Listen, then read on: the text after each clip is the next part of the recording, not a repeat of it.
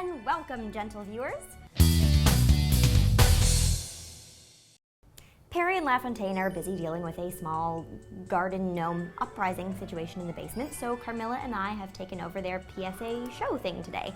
But since the Ginger Twins are probably gnome food by now, what say you and I just go With us today is Silas's very own resident vampire, here to talk to us about the lady times of yesteryear and all the weird and wacky shenanigans that went along with them.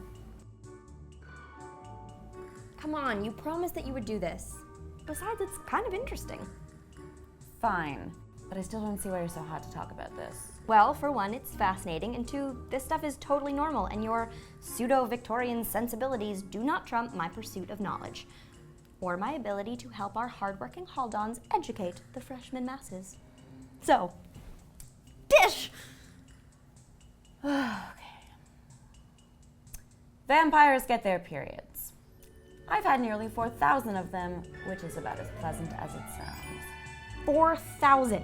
Oh, we have a viewer question. How do vampire periods differ from regular human periods? Unless you count having to drink more blood to replace lost blood, they don't.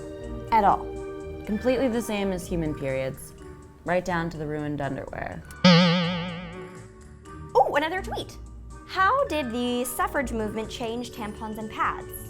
Guess you weren't really so much around for that, huh? Yeah, unfortunately I missed most of that movement.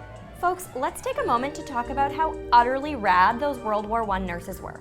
They realized that the bandages they were using on soldiers absorbed blood way better than cotton, so they started using those during their lady time. It must have been nice to wake up and realize that women were no longer saddled with poorly imagined feminine hygiene products anymore.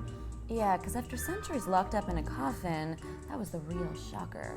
These, however, are wonderfully convenient. And the box is black, which I like. Yeah, because I know that's a real bummer for you when things don't come in black. Oh, I know, let's do one of those demo trial thingies to show everyone how they work. This is a PSA after all. Soda, please.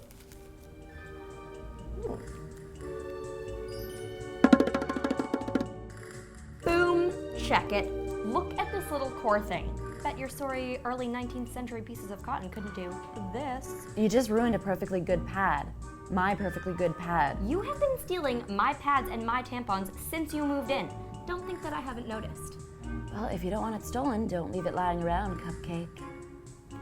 Today, dear viewers, we have settled the debate about vampires and their periods once and for all, and we even added on a highly informative history lesson and a super scientific demonstration. On the next edition, Perry and LaFontaine will be back to discuss hot topics for finals. Pens or pencils, which stake more effectively? Provided, of course, that we survive the gnome attack. Okay, bye.